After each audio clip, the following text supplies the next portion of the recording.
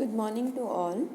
Today's subject is legal ethics, in which, in my last class, I have discussed with you the law relating to the contempt of court in India, in which I have discussed with you Article 129 of the Indian Constitution, which gives the power of the Supreme Court as a court of record, and I have also discussed with you that the meaning of court of record is the power to punish for contempt of itself as well as the subordinate courts.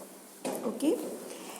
In continuance of हमने ये भी देखा था कि चाहे publication हो या फिर किसी विषय वस्तु का डिस्ट्रीब्यूशन हो, अगर ऐसा पब्लिकेशन और डिस्ट्रीब्यूशन जो है वो फेयर है, युक्ति युक्त है और न्यायालय की किसी कार्यवाही के बारे में फेयर कमेंट किया गया है, तो उसे हम कंटेम्प्ट ऑफ कोर्ट नहीं मानते और ऐसे व्यक्ति को कंटेम्प्ट ऑफ कोर्ट के लिए दोषी नहीं ठहराया जा सकता।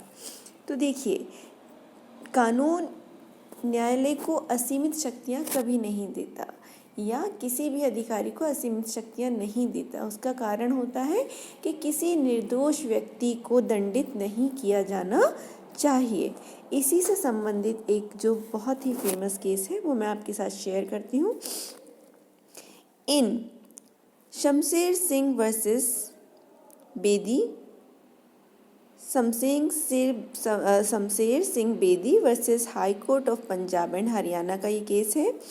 इस केस में सुप्रीम कोर्ट ने डिसाइड किया that if remarks made against the जजेस are scandalous and can prevent the course of justice by interfering with the proper administration of justice, then it amounts to contempt.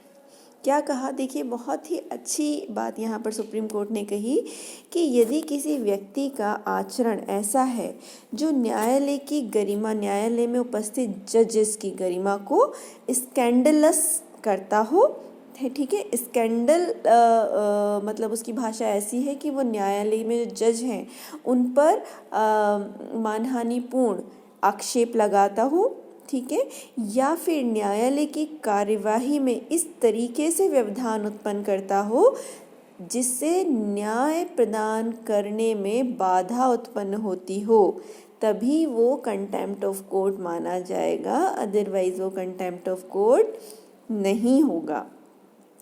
इसी verdict को आगे बढ़ाते हुए supreme court ने दोबारा यही judgment दिया doctor DC Saxena versus honourable the CJI।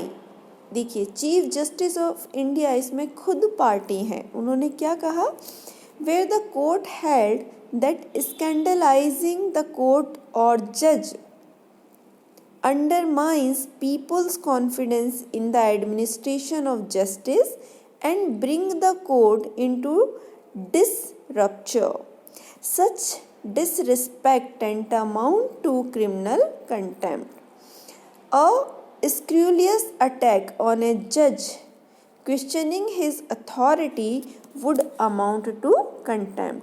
देखिए, कितनी अच्छी बात इस केस में कही गई। इस केस में बताया गया कि यदि किसी व्यक्ति का आचरण ऐसा है जो न्यायालय या वहाँ पर उपस्थित किसी जज को किसी स्कैंडल में होने का आक्षेप लगाता है, जिससे जो सामान्य जनता है उनका विश्वास न्याय प्रशासन में कमज़ोर होता हो, उसकी गरिमा उनकी दृष्टि में कमतर होती हो, तो ऐसा जो आचरण है वो contempt of court, criminal contempt of court माना जाएगा।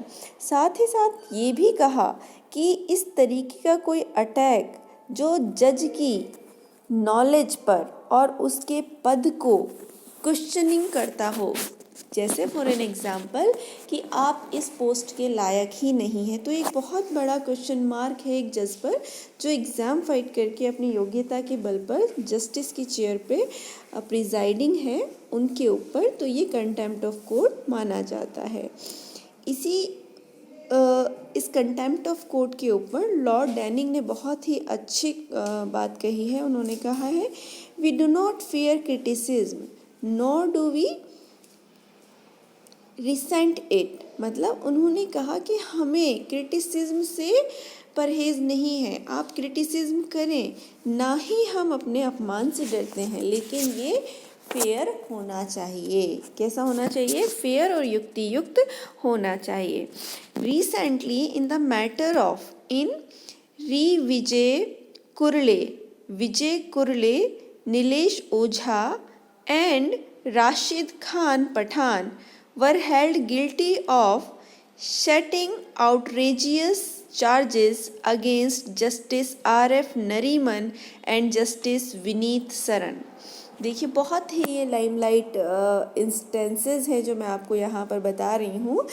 अभी हाल ही में बहुत न्यूज़पेपर में ये न्यूज़ हाईलाइट रही, मीडिया चैनल्स पर और टीवी चैनल्स पर और मीडिया में, न्यूज़पेपर्स में, जब कुछ लोगों ने, जिनके नाम यहाँ पर मैंने आपको स्पेसिफिकली बताए हैं, विजय कुरले, नीलेश ओझा एंड राशिद खान, जिन्होंने जस्टिस R.F. नरीमन पर आउटरेजियस चार्जेस लगाए थे। मतलब उन्होंने इतने गंभीर आरोप जस्टिस R.F. नरीमन पर लगाए और जस्टिस विनीत सरन पर लगाए, तो न्यायालय ने कहा all three of them had to undergo simple imprisonment for 3 months। तो इसे कंटेम्प्ट ऑफ कोर्ट माना गया, क्योंकि इन आरोपों का कोई आधार नहीं था और ये आरोप मिथ्या पाए गए। तो इन व्यक्तियों को कंटेम्प्ट ऑफ कोर्ट के केस में गिल्टी चार्ज करते हुए 3 months का सिंपल इम्प्रिजनमेंट दिया गया, each with a fine of ₹2000 also, और 2000 रुपये का जुर्माना भी उनके ऊपर आरोपित किया गया। In this case the court held that no doubt any citizen can comment और criticise the judgment of the court. Court ने साफ साफ कहा है कि न्यायालय के जो निर्णय होते हैं वो क्रिटिसिज्म के लिए ओपन होते हैं। तो आज सामान्य जनता को अधिकार है कि वो न्यायालय के निर्णयों को क्रिटिसिज्म कर सके, लेकिन फिर भी the citizens must have some standing और knowledge before challenging the ability, integrity and impartiality of a जज of the highest court of the land.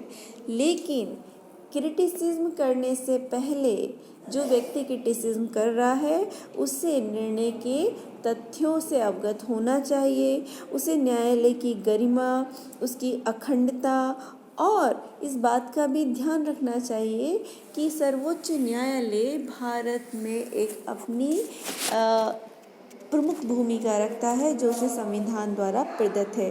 तो देखिए, आज हमने डिस्कस किए कंटेम्प्ट ऑफ कोर्ट से related important case laws. Hope अब आपको ये टॉपिक और भी अच्छे से समझ में आया होगा। So thank you so much for today's lecture.